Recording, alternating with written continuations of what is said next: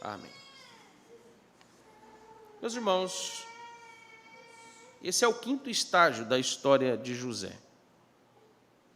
O primeiro estágio, nós havíamos visto que ele aqui foi odiado e vendido como escravo pelos seus irmãos. Nós vimos que o segundo estágio, José, ele acaba preso injustamente, acusado de ter assediado a esposa do seu senhor. O terceiro estágio, nós vimos que José ele fica esquecido na prisão por um período de pelo menos 2 anos. E aí, no quarto estágio, José ele sai da sua condição de humilhação e de prisioneiro, então, ele se torna o vice-rei do Egito. E aqui nós temos, então, a ascensão de José, como havia sido estabelecido por Deus nos seus planos. Mas veja que Deus ele coloca José nessa posição de exaltação como um propósito bem definido e claro.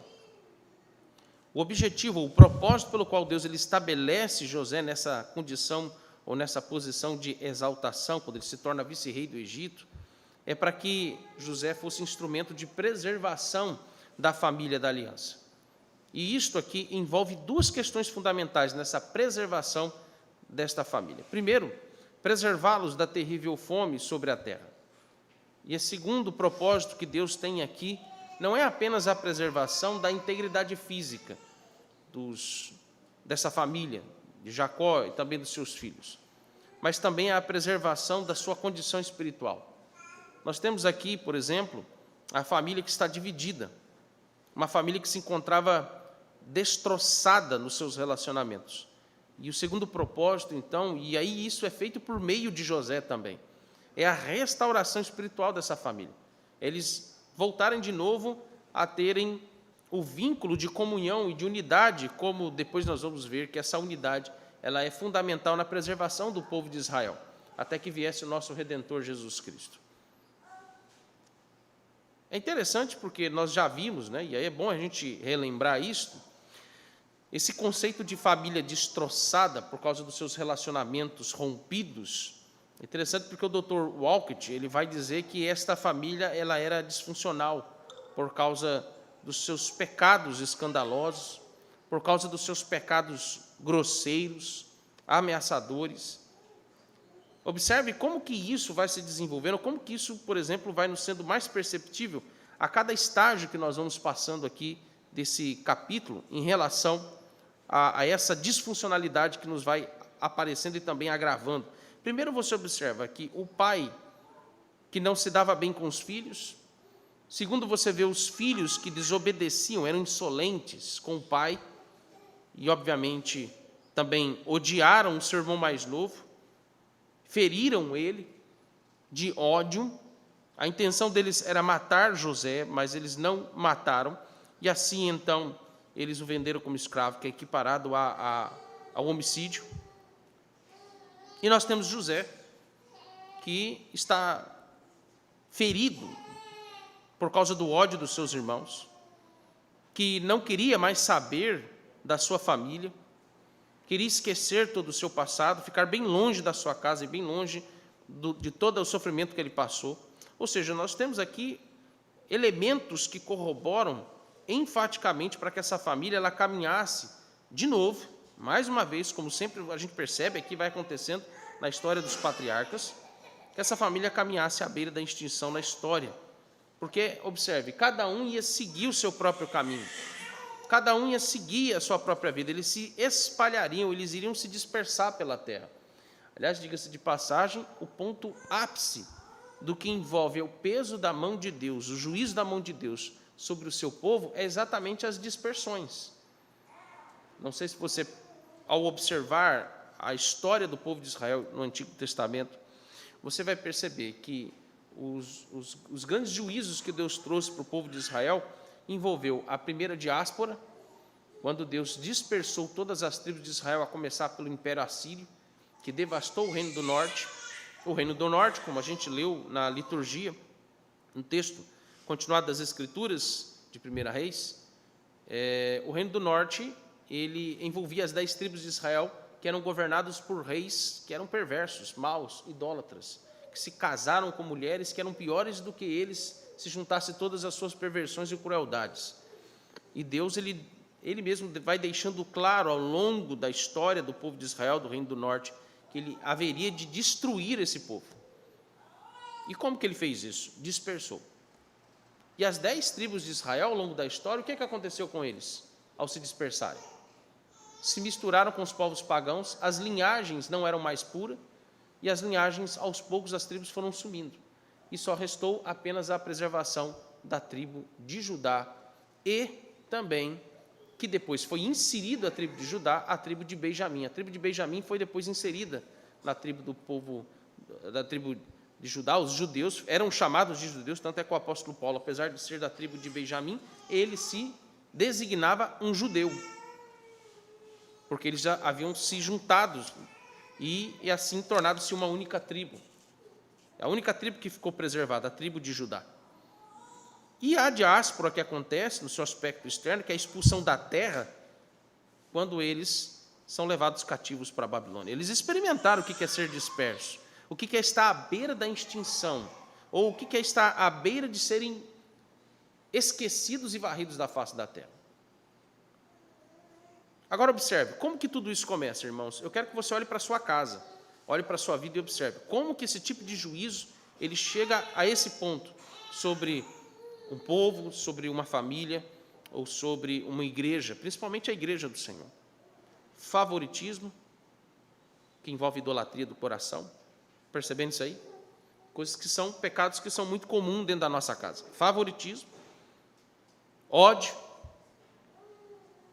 insolência, e para completar todo o pacote, que também não deixa de ser pecado, amargura, rancor. São esses os pecados que predominam na destruição sorrateira dessa família. Esses são os pecados que comumente ameaçam o evangelho dentro da nossa casa, ameaçam o evangelho na igreja do Senhor Jesus.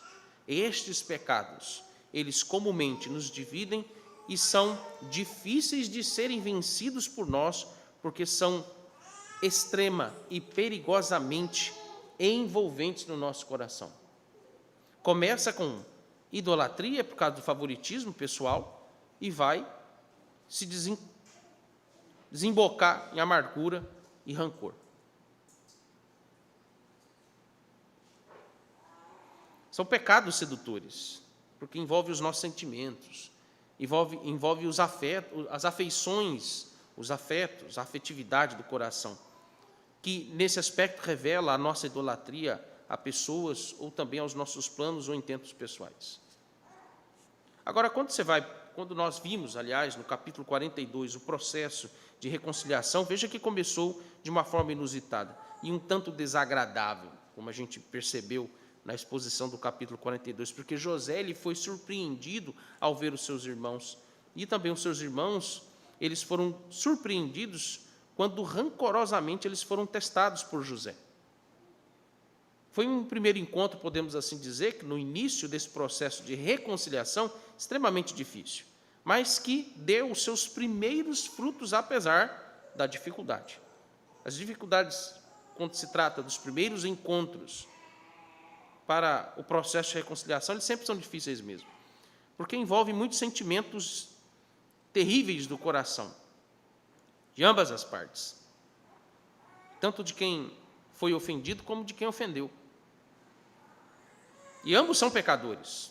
Agora veja que o primeiro fruto que isso é produzido, e isso é produzido por causa da graça de Deus, foi, em primeiro lugar, foi José ele ter quebrado esse rancor, quando ele ouviu seus irmãos admitindo desesperadamente a culpa do que eles fizeram há 20 anos atrás contra José. E aqui nós temos o arrependimento, o primeiro passo para que a reconciliação ela siga o seu percurso. E reconciliação aqui é um processo que, meus irmãos, pode levar algumas semanas, pode levar alguns meses, pode levar alguns anos, ou se não dizer, como foi no caso de José, um processo que levou 20 anos para que Deus viesse tratar o coração de todos eles e restaurar essa família. 20 anos. O que nos ajuda muito a pensar que em situações que talvez você esteja envolvido, talvez deseje a reconciliação, talvez deseje reatar, e às vezes pode levar muitos anos, muitos anos. Mas observe que essa é uma obra, reconciliação, uma obra que quem produz, quem a realiza, quem a concretiza é Deus, não somos nós. E é no tempo dele. E observe por que isso. Há pelo menos uma resposta que a gente pode considerar aqui. 20 anos foi o tempo que Deus preparou o coração, preparou as disposições de José, principalmente de José, mas também dos seus irmãos, e também de Jacó, seu pai, para que eles fossem reconciliados. E veja que tudo, mais uma vez, é importante que nós lembrarmos, tudo começa com o reconhecimento de pecados. Tudo começa admitindo a culpa dos seus pecados, como também admitindo a sua pecaminosidade. Agora, o capítulo 43, ele nos leva à segunda cena desse quinto estágio, que aqui nós vamos denominar, ou podemos denominar de o caminho para a paz. No primeiro sermão a gente viu, no capítulo 42, a caminho da reconciliação, né? Aqui a gente pode dizer que o texto nos dá a oportunidade de pensar, se resumirmos o capítulo 43, nós temos aqui Deus estabelecendo o caminho para a paz nessa família. Por que é que nós vamos considerar essa expressão paz? Primeiro, deixa eu te lembrar, ou pelo menos aqui, ajudar a pensar como é que está estruturado o capítulo 43. A divisão do capítulo 43 ela é muito simples, a gente pode dividi-la em apenas duas partes. Primeira parte, quando você observa do verso 1 até o 14, nós temos uma família que precisa de paz. Eles não têm mais paz. Tem que pensar que crentes não têm paz. Enquanto o pecado impera no coração de um crente e ele não está arrependido, ele não tem paz. Primeiro ponto, precisam de paz. E entendo a palavra paz como reconciliação. Esse é o sentido da palavra paz aqui. Segunda parte, versos 15 ao 37, uma família que está em busca de paz e eles encontram paz.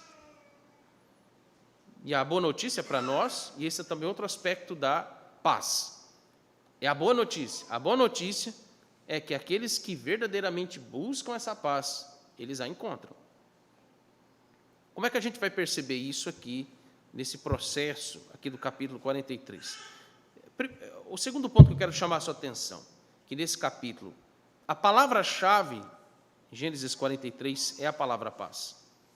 Porque ela aparece aqui 4 vezes nesse capítulo. Nos versos 23, se você puder agora acompanhar, observar comigo, versos 23, 27 e 28. No verso 23, a palavra paz, na nossa tradução, ela está bem clara aí, né? Paz seja convosco. Não é isso que o egípcio disse para os irmãos de José? Verso 23. Mas nos versos 27 e 28, você não tem essa palavra aí, palavra paz, literalmente, nesses 2 versos. Ela é dita uma vez no verso 27 e 2 vezes no verso 28. Você vai encontrar, na verdade, aí, nesses 2 versos, a palavra, a expressão que é usada é na pergunta que José faz, como também na resposta dos irmãos de José, lá no momento que eles estão na casa de José, é a expressão vai bem ou a expressão bem-estar. Quando ele pergunta para seus irmãos, o vosso pai de quem falastes vai bem? Na verdade, a palavra hebraica aí no vai bem é shalom, é paz. O que ele está perguntando, na verdade, para os seus irmãos é, o vosso pai de quem falaste, mas é o pai dele também. Ele está em paz? A pergunta é pesada, é shalom. O vosso pai de quem falastes está em paz? E a resposta que os irmãos de José dão, sim, ele está em paz. Parece-nos, eu não posso afirmar com certeza, parece-nos que essa pergunta e resposta, a pergunta de José, se assemelha muito à pergunta de Jesus para Pedro. Pedro, tu me amas? E a resposta dos irmãos de José sobre seu pai, parece-nos aqui um tanto se assemelhar à resposta de Pedro para Jesus. Sim, eu gosto do Senhor. Eu tenho uma simpatia pelo Senhor. Eu tenho uma predileção pelo Senhor. Gostar é uma coisa, amar é outra, né? A verdadeira paz é a pergunta de José. Ele de fato está em paz, e a gente viu na leitura, na primeira sessão, que eles precisam de paz. Ele não está bem assim tão em paz. Nós vamos ver depois como é que isso desenrola aqui. Mas a palavra paz, ela é que permeia todo o capítulo 44. Na primeira sessão, você vê que a fome havia se agravado na terra. É interessante, é curioso Moisés ter registrado isso no início, mas veja o caminho que ele traça ao iniciar o capítulo 43, afirmando esse cenário difícil, quando Jacó e seus filhos, eles estão desassossegados no seu coração, eles estão com o coração turbados, inquietos, angustiados, não apenas por causa do agravamento da fome na terra, mas porque o mantimento estava chegando ao fim e eles precisavam. E aqui está o ponto da agonia, da perturbação de alma. Eles não estão em paz. Eles não estão em paz. Eles precisavam voltar para o Egito. Esse é o ponto da perturbação do coração deles, principalmente do chefe da família, que é Jacó. Jacó está atordoado. A gente viu isso no final do capítulo 42. O quanto ele estava atordoado e dizendo: não vão voltar mais lá. E Benjamim não vai. De jeito nenhum. Mas a comida acabou. Olha o fator da providência de Deus, fazendo com que eles voltassem para o Egito, porque tinham contas a prestar, tinham que resolver os seus problemas. E é interessante porque eles não sabiam que era José. Mas a história nos é narrada mostrando que é exatamente isso que tinha que acontecer. O texto aqui lhe dá destaque ao medo de Jacó. A falta de paz de Jacó, em certa medida, está aqui, em primeiro lugar, entrelaçado ao fato do medo dele perder o seu filho favorito, Benjamim, que foi substituído lá no contexto de ter perdido, ou supostamente perdido, José. Mas não apenas o medo de perder Benjamim. Você vai ver que no verso 14 também, ele teme pela vida dos seus outros filhos. Você tem o medo, que revela 3 grandes problemas que insiste aqui no coração de Jacó, quando ele revela esse medo. Primeiro, desconfiança contra os filhos. Você observa isso nos versos 6 e 7. Segundo, a autocomiseração da parte dele. Primeiro no verso 7 e também no verso 14, se você observar com atenção. Quando no verso 7 ele diz: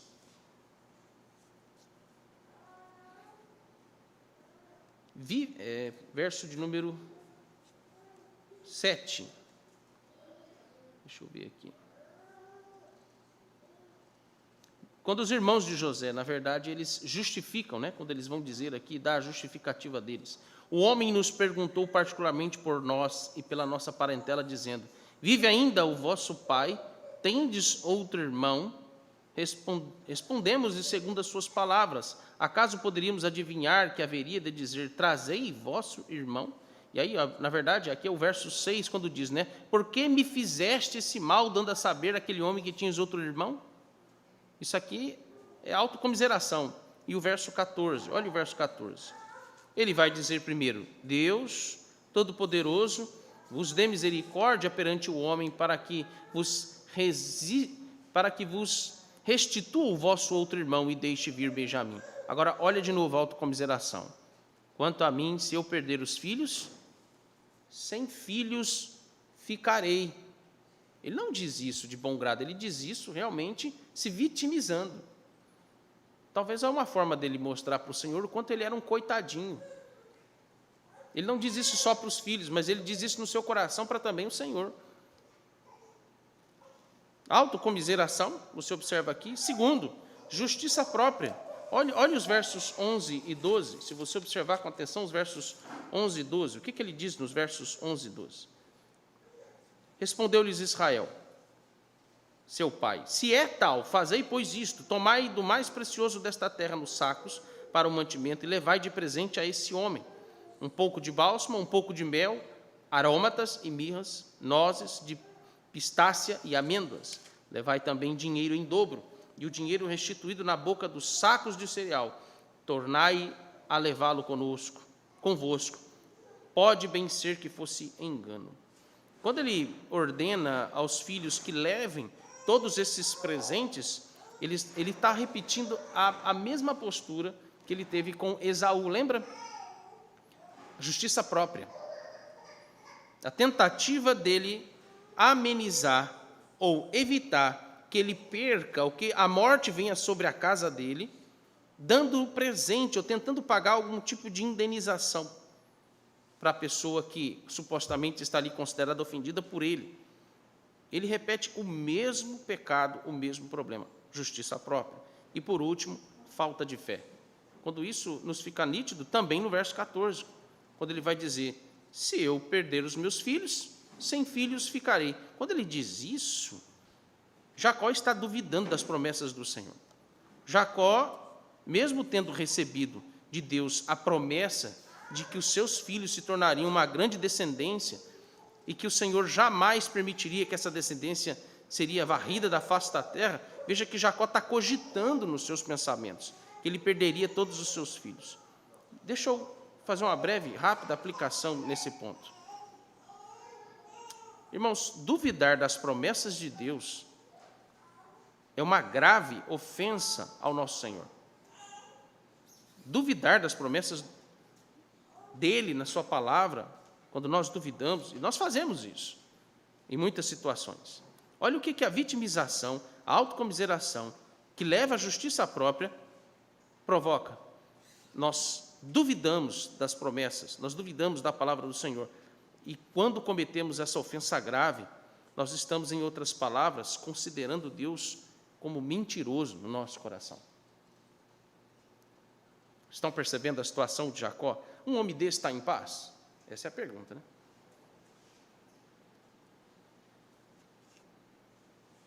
Olha a postura dos filhos de Jacó, quando se apresentam aqui em duas partes. A primeira, quando os 9 filhos, eles protestam contra o pai, em relação à desconfiança, à acusação do pai, lá no verso de número 6, e eles a justificam aqui no verso 7.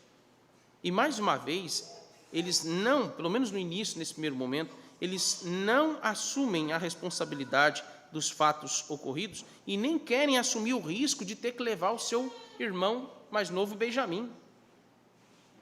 O segundo ponto, que contrasta com esses 9 filhos, incluindo também Rúben.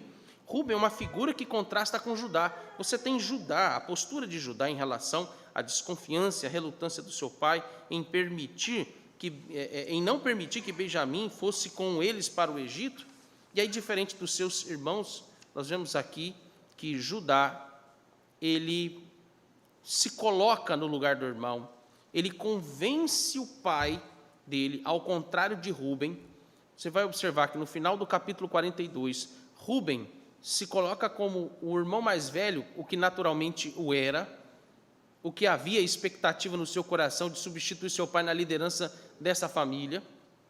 Mas observe que Rúben tenta convencer o pai, lá em Gênesis 42, verso 37, e ele não consegue. Mas como que ele tenta convencer o pai e amenizar o sofrimento do pai, caso eles perdessem Benjamim? Ele dá como penhor os 2 filhos dele. Ele dá como penhor a vida alheia. Rúben foi covarde. Agora você olha para Judá, e é interessante ver que aqui na conversa entre Judá e Jacó, no capítulo 43, Jacó não é chamado de Jacó, mas ele aqui é chamado de Israel. E há uma interligação entre os 2 nomes para caracterizar esse diálogo entre o pai e o filho, aí no verso 8, quando o texto nos diz que Judá conversa com Israel e não com Jacó. O primeiro aqui ponto é que o texto ele está nos mostrando que Judá é que seria o sucessor do seu pai, na continuidade da bênção da primogenitura, da descendência do povo de Deus, até chegar a Jesus Cristo. Segundo, que Judá não é apresentado aqui como um tipo intermediário qualquer, mas ele é apresentado aqui como um intermediário entre o pai e todos os que são representantes ou membros dessa família, incluindo José.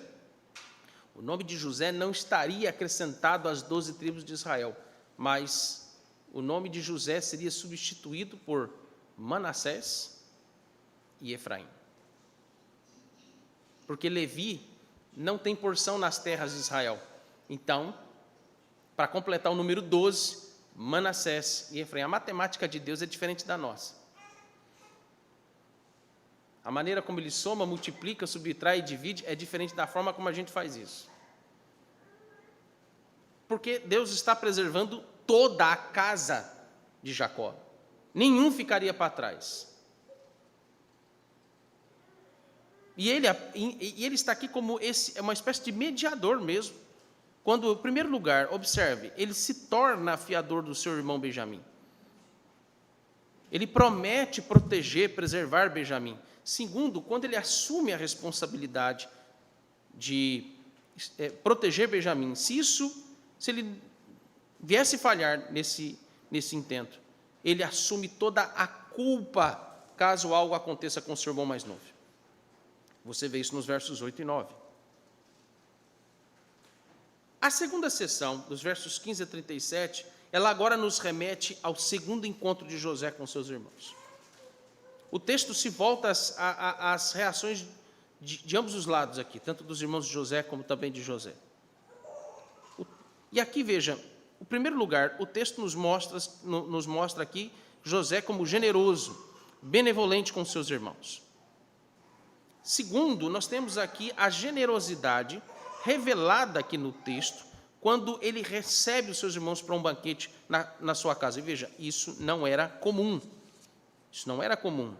Você, aqui mesmo no próprio texto, na leitura do texto, quando nós temos a menção do banquete, você percebe que lá no texto é dito que os hebreus comiam separados dos egípcios, porque os egípcios consideravam os hebreus abominação.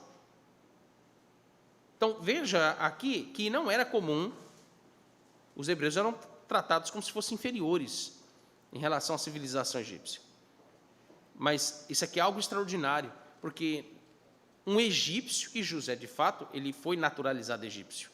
Um egípcio abre as portas da sua casa, ele que é o vice-rei do Egito, abre as portas da sua casa para reles hebreus comerem com ele à mesa. Observe, essa benevolência de José, como que ela fica nítida quando, primeiro, ele vê o seu irmão Benjamim e ele chora. Deus está, no primeiro encontro, lembra? Deus sensibilizou José. E o que é que José fez? Quando ele ouve os irmãos assumindo a culpa, ele chora. E aqui, mais uma vez, Deus está atuando no coração de José, e ele chora. Segundo, quando não cobra dos seus irmãos o dinheiro para os cereais, a fim de sustentar sua família, porque esse era um dos propósitos, porque ele era vice-rei do Egito. Terceiro, quando ele se assenta com seus irmãos no banquete, em vez de se ajuntar com os egípcios.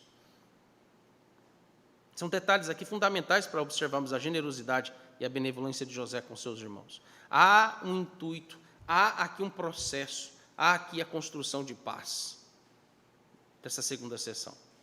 Os irmãos de José, observem que eles demonstram medo de serem escravizados, porque eles não sabem que é José. Quando eles descobrirem que é José, quando José se revelar a eles, a sensação desse medo vai piorar. Porque o que vem à mente deles? Ele vai se vingar de nós. Ele vai nos matar. Mas, por enquanto, o momento aqui consideram-se como um homem egípcio. E veja, eles demonstram medo de serem escravizados por esse suposto egípcio. A situação que envolvia a questão do dinheiro lá no capítulo 42, que José tinha restituído, colocado cada trouxa de dinheiro que estava em cada saco, eram 10 sacos, 10 trouxas de dinheiro. E observem que eles remetem a essa situação e eles ficam com medo de se tornarem escravos, porque exatamente haveria a possibilidade de serem acusados de roubarem aquele dinheiro, de não terem pago pelos cereais. E, de novo, perceba que há aqui, no medo, por que o texto nos revela o medo dos irmãos de José, de serem escravizados por José, e envolvendo a questão do dinheiro? Percebe que o tempo todo eles estão com medo, o tempo todo eles atribuem alguma possibilidade de um risco eminente, de algum suposto erro ou pecado que eles tenham cometido, de desonestidade. O ponto em questão é o teste da honestidade. há um senso aqui, meus irmãos, de culpa que está perseguindo esses 10 irmãos de José o tempo todo. A culpa está cegando o discernimento deles. Olha o verso 18. O tempo todo eles estão cegos e não conseguem perceber alguns pontos que são, talvez até alguns deles, que são muito simples de perceber. Eles chegam ao ponto de duvidar até mesmo se estavam ou não corretos no discernimento deles sobre o dinheiro dentro do saco. E paira sobre o coração deles, em qualquer situação, em muitas dessas situações de teste, sempre o medo de algo terrível acontecer com eles. Mas por quê? Por causa da culpa no coração deles, em relação ao que eles fizeram com seu irmão José, há 20 anos atrás. Agora, algo de positivo, que também tem destaque muito forte no texto, acontece com os filhos de Jacó. Lá na primeira sessão, você vai observar alguns pontos que são fundamentais para a gente entender que Deus está transformando o coração dos irmãos de José. Primeiro, pela primeira vez, eles se mostram mais sensíveis à condição calamitosa do pai. Segundo, eles se revelam unidos em resolver a situação pendente no Egito por causa de Simeão, que estava lá preso, refém. E terceiro, eles obedecem às ordens do pai quanto a levarem os presentes, o dinheiro em dobro, como forma de uma tentativa de amenizar a situação com aquele suposto homem egípcio. Quarto, eles se surpreendem, eles ficam maravilhados com a generosidade e a atenção de José, o que não era comum, porque eram homens cruéis, violentos, desonestos. Eles reagiram à solicitude de José quando eles se curvaram por 2 vezes perante José. Os versos finais desse capítulo, eles terminam com todos reunidos, e aqui é o ponto que concretiza-se, podemos assim dizer, o que se encontra o princípio da paz estabelecido nessa família. O que nunca havia acontecido, meus irmãos, nunca havia acontecido. Um grande banquete, quando José se assenta junto com seus irmãos. Isso aqui é algo surpreendente, mas ao mesmo tempo estranho para eles. Eles não eram acostumados a serem bem tratados, porque o pai não tratava bem seus filhos, por causa do favoritismo com o mais novo. Eles não eram acostumados a serem benquistos, eles não eram acostumados a experimentar o que é generosidade. Não estavam acostumados a serem bem cuidados, a serem bem alimentados, ou no sentido, quando eu digo bem alimentados, é no sentido de ser servidos.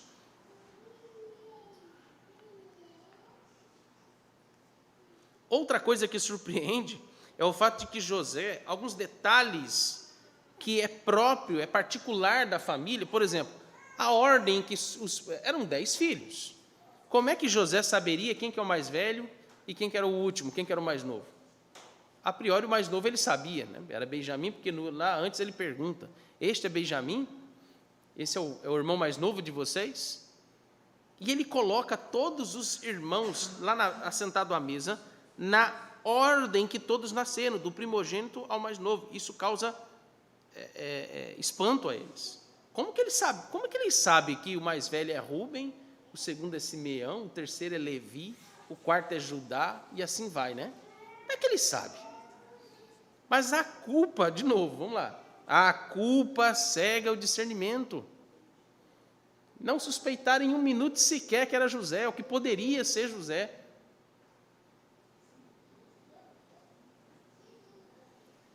Outra coisa que causa espanto, todos foram bem servidos, mas a porção que foi servida a Benjamim era 5 vezes mais que a comida dos outros 9.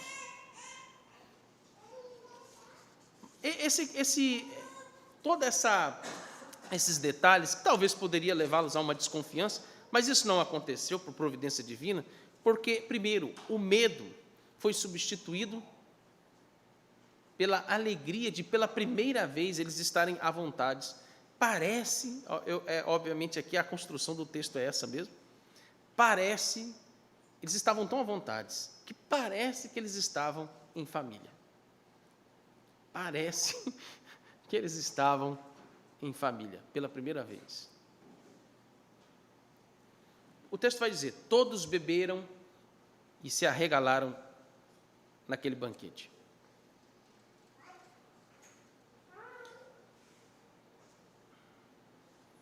Quais as aplicações que nós podemos tirar dessa passagem? Primeiro, meus irmãos, esse capítulo, ele nos dá a oportunidade de refletir sobre um segundo conceito que a Bíblia nos traz sobre o que é reconciliação. Paz. Esse é o significado que o capítulo 43 nos traz sobre reconciliação. Paz. Você vai para Romanos capítulo 12, versos 17 até o 21. Olha o que o apóstolo Paulo ele vai nos dizer nesse texto. E isso envolve o conceito de paz aqui. Não torneis a ninguém mal por mal, esforçai-vos por fazer o bem perante todos os homens, se possível, quando depender de vós, tende paz com todos os homens. Não vos vingueis a vós mesmos, amados, mas dai lugar à ira, porque está escrito: a mim me pertence a vingança, eu é que retribuirei, diz o Senhor.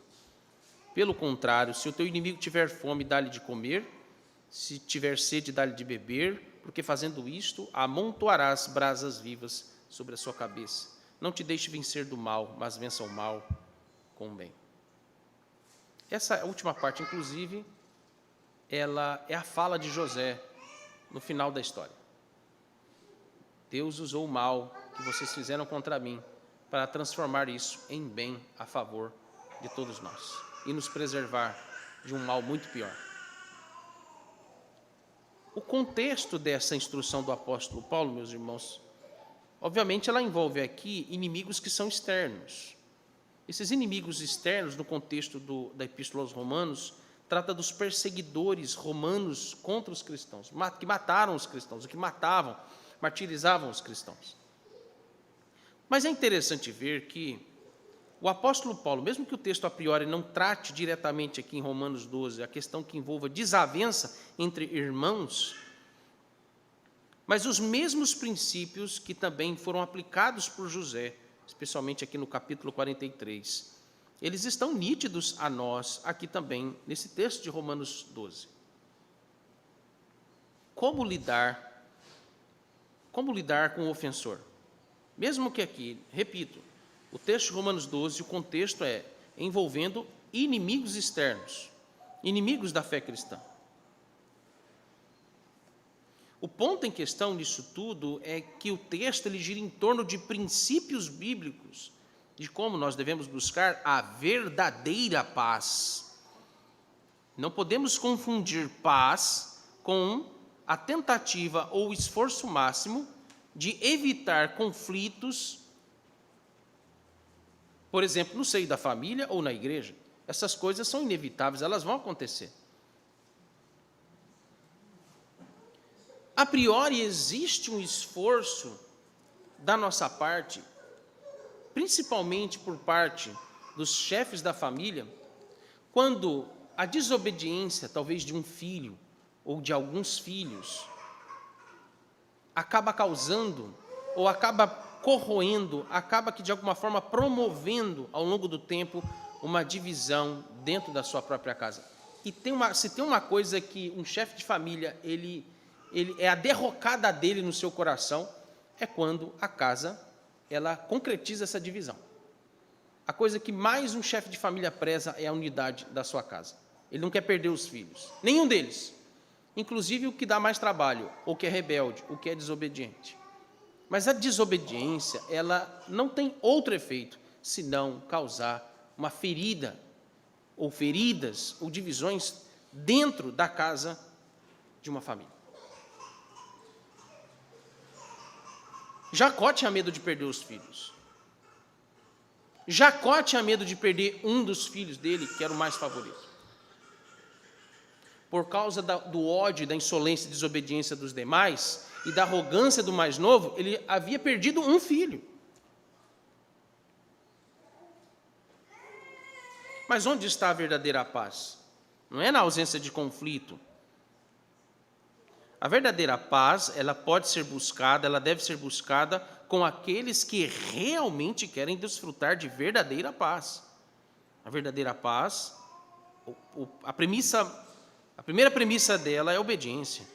Não há comunhão com desobedientes. Meus irmãos, os que não querem simplesmente essa verdadeira paz, a Bíblia nos ordena a se desligar deles, a romper com eles, a abrir mão do seu vínculo, como também de todos os benefícios que este vínculo lhe favorece.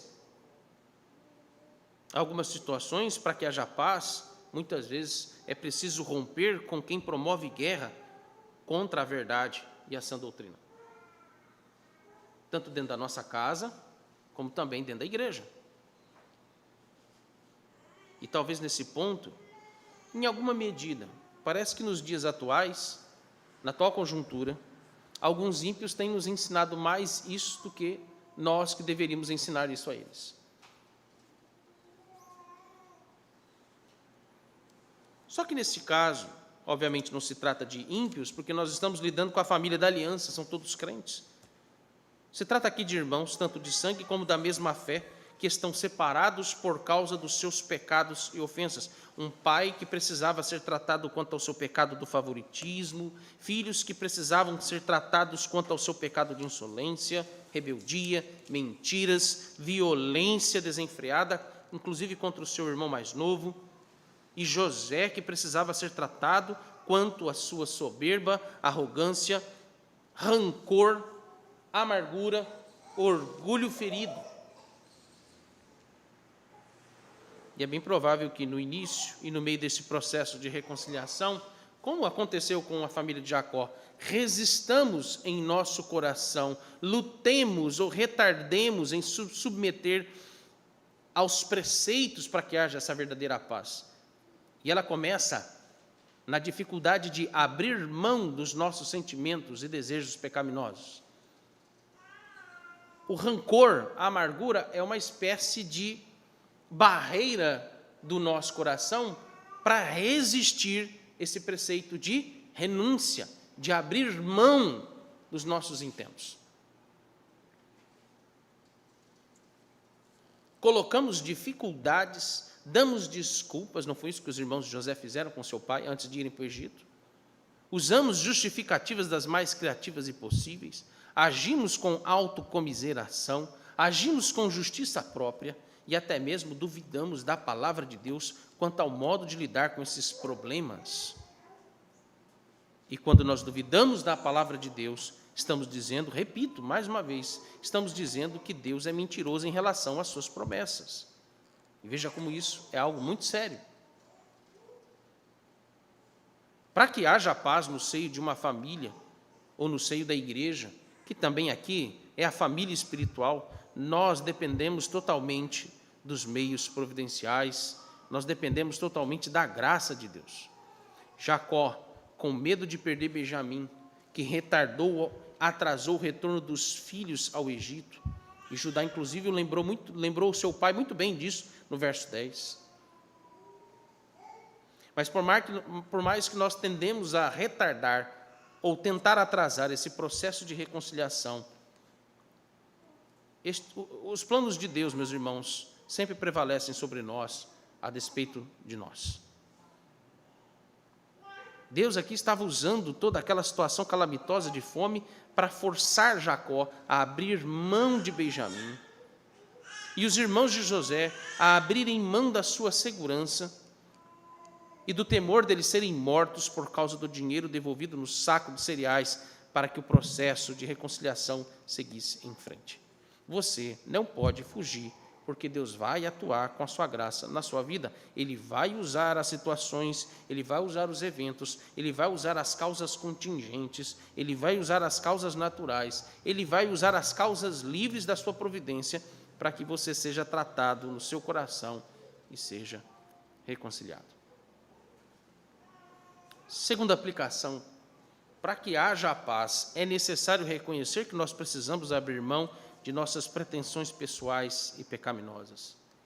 Nós temos um pai aqui que precisava abrir mão do seu filho predileto para ser curado das suas feridas.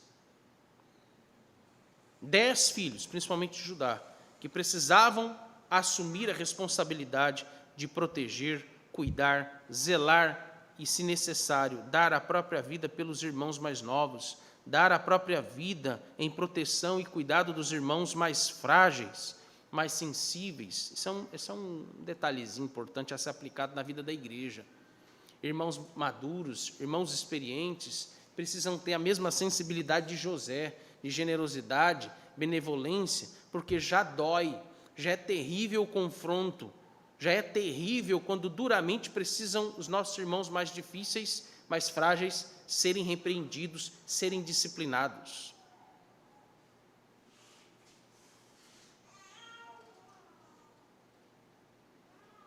Há situações que os irmãos mais velhos, os mais fortes, os que são amadurecidos e mais experimentados, eles precisam ser aqui como os irmãos de José, ou como mais principalmente Judá, assumir responsabilidade de proteger, cuidar, zelar e amar, e se necessário dar a própria vida em favor aqueles que estão ligados a você. Isso é parte da comunhão da igreja. Comunhão.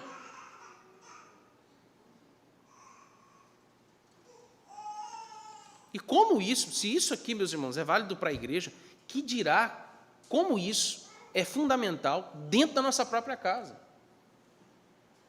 Quando o apóstolo Paulo vai dizer em Efésios 5 que os maridos devem amar a sua esposa, amar ali a ponto de dar a própria vida por ela e pelos seus filhos, para que vivam, para que sejam salvos, preservados.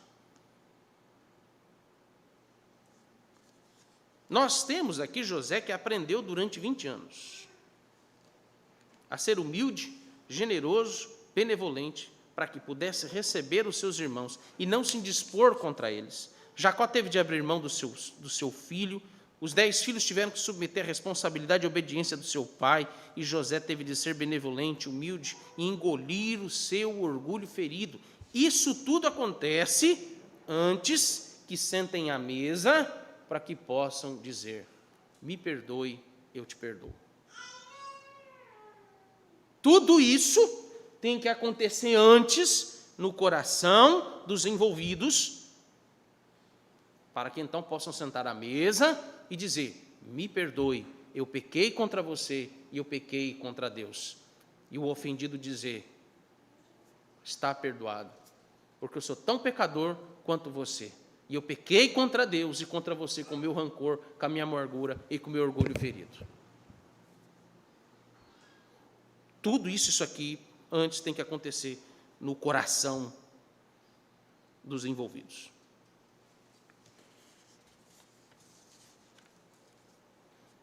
Aqui nós temos 3 condições para que haja paz: abrir mão das suas justificativas, desculpas, dos seus medos, sua incredulidade.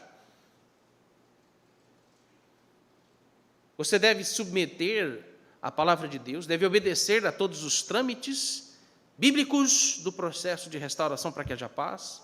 E terceiro, você tem que engolir. Meu pai costumava dizer: engula o rolo de arame farpado goela abaixo e cuspa a pérola para quem te desceu esse rolo de arame farpado.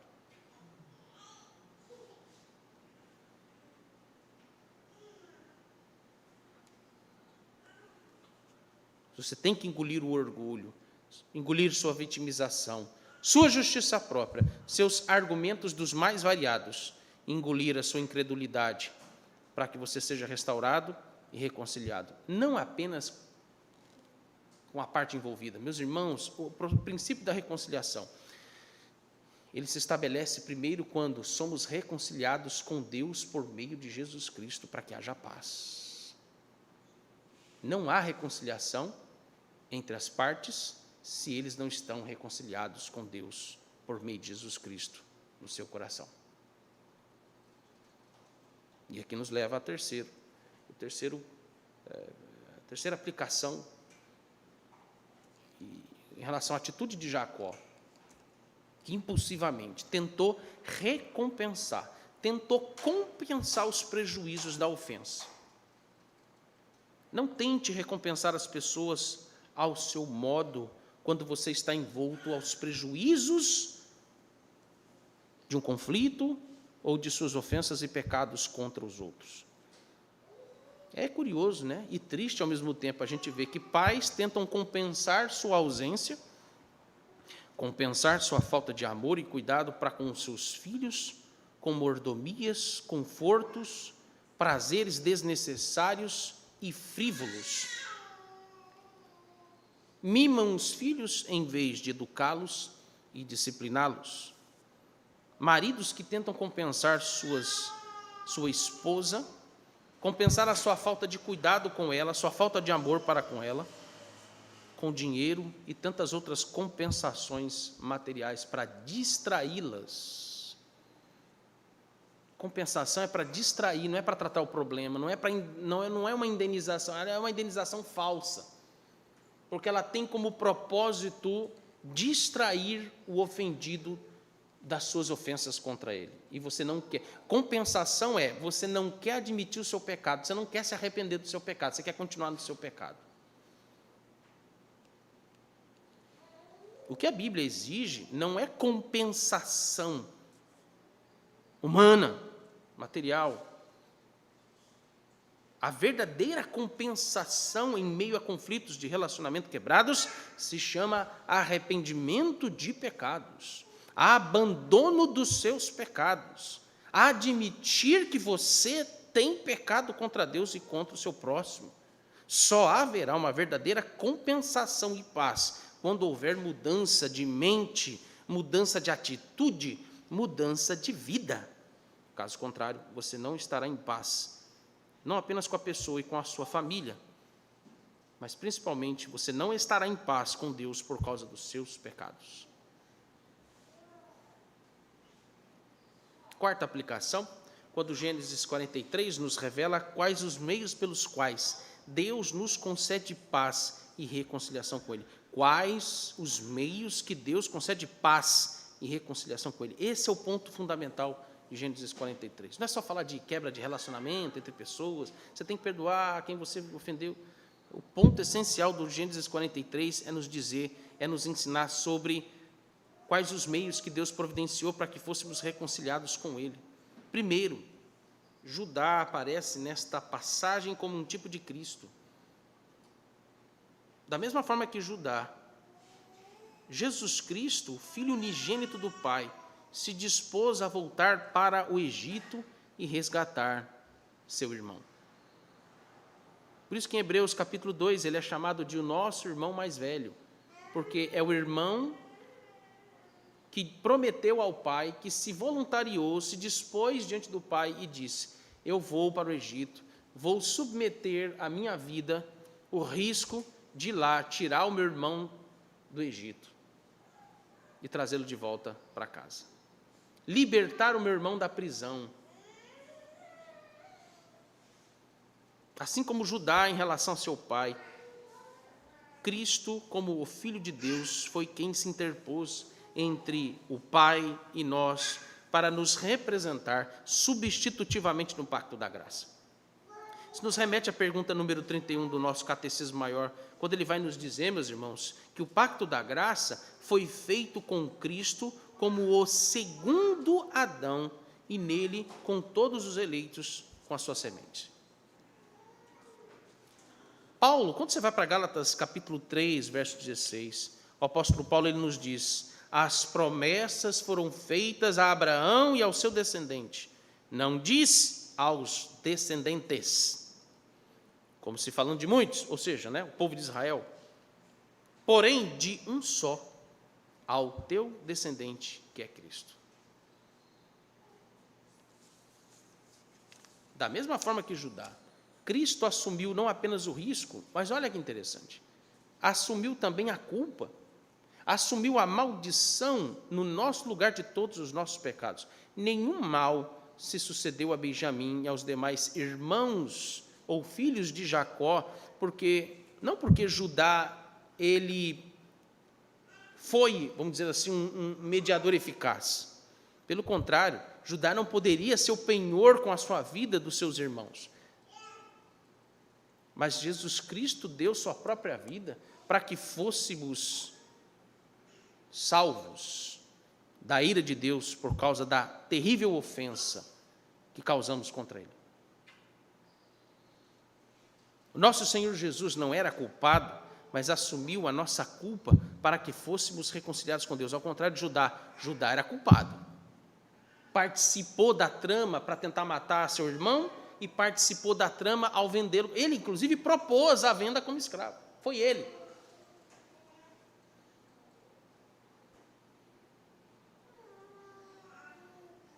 Mas o nosso Senhor Jesus não era culpado e ainda assim nos substituiu na condição de culpado no nosso lugar para nos representar. Jesus se fez o nosso irmão mais velho, porque o nosso primeiro irmão mais velho, lembra quem era o nosso primeiro irmão mais velho? Rubem, um ineficiente, mesmo sendo mais velho, não conseguia convencer os irmãos e nem convenceu o pai de alguma coisa, não tinha influência sobre os irmãos, sobre a família, porque era um inapto, era falho, um incompetente, incompetência de caráter. Isso se assemelha exatamente ao que Romanos capítulo 5, dos versos 12 ao 21, ele nos fala sobre o primeiro Adão e o segundo Adão. Jesus, o nosso irmão mais velho, porque o nosso primeiro irmão mais velho, o primeiro Adão, falhou em nos representar diante de Deus como Rubem falhou. E o segundo Adão, ele substitui o primeiro, e ele agora se torna o nosso irmão mais velho. E aquele que era o primeiro mais velho tem que se submeter agora a este que recebeu o título de mais velho.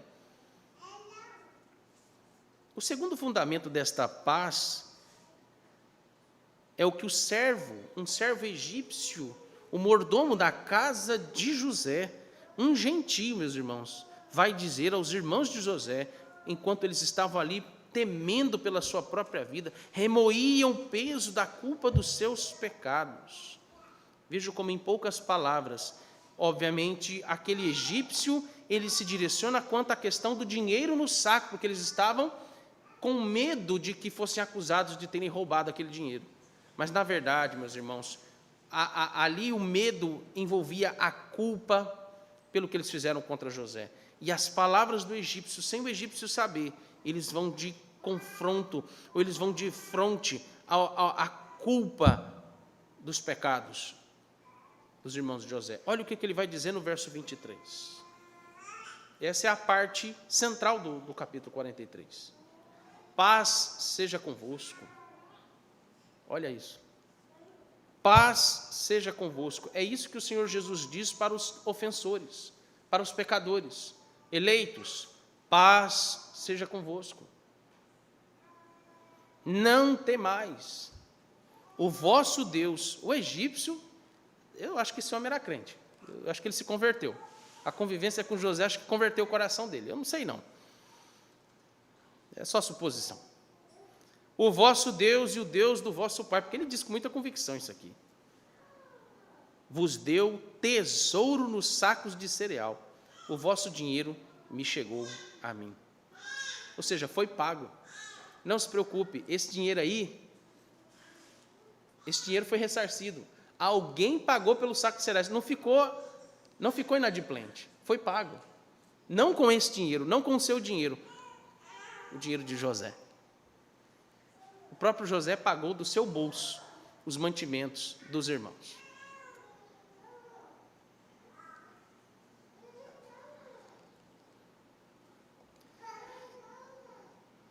Esse aqui é o fundamento chamado Evangelho. O primeiro fundamento é Cristo, como penhor da culpa dos nossos pecados. O segundo fundamento é as boas novas de paz, de reconciliação entre Deus e os homens, que anuncia Cristo, esse é o Evangelho, que agora também é anunciado por gentios e não apenas judeus. Nós devemos nos apropriar, meus irmãos, destes fundamentos para que nós tenhamos paz com Deus. Cristo e o Evangelho. Aqui está a fonte da verdadeira paz. Eu quero finalizar com a pergunta de José aos seus irmãos, que foram feitas nos versos 27 e 28. A pergunta de José aos seus irmãos foi: o vosso pai vai bem? O vosso pai está vivo? A pergunta de José também é feita a nós. Que, em outras palavras, José disse: o vosso pai está em paz? A mesma pergunta é feita a você. Você vive em paz? Você está em paz? Sua família está em paz uns com os outros? Sua família está em paz e reconciliada com Deus? Você está em paz? Essa é a pergunta mais importante. Você está em paz com Deus? Você está reconciliado com Deus? Amém.